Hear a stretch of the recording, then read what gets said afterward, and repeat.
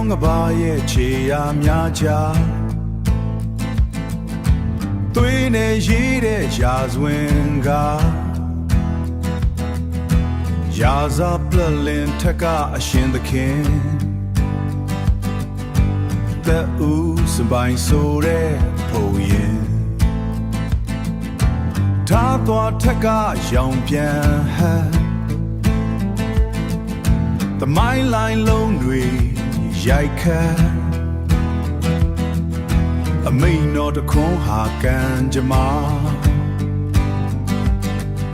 တစ်ချက်တည်းနဲ့ပြတ်သားခဲ့တာအာနာစကားမိုးထီအောင်မဟုန်ပြင်းတဲ့နေမိရောင်သူစကားဟာတရားပဲဘဝပေါင်းများစွာသူ့လက်ထဲအိုး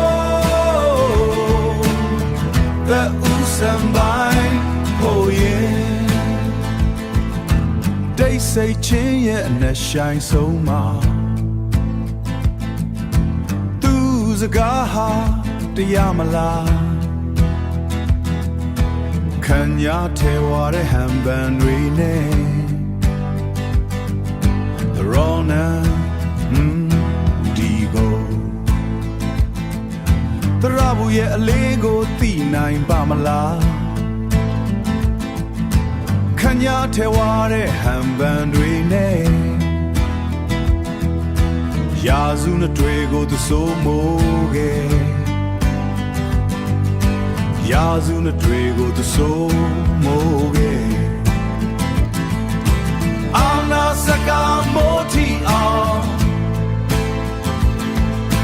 မဟုန်ပြင်းတဲ့နေမိရောင်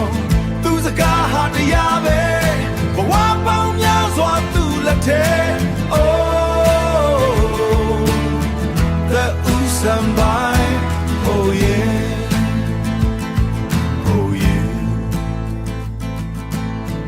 သက်ဦးစံပိုင်းဟိုရင်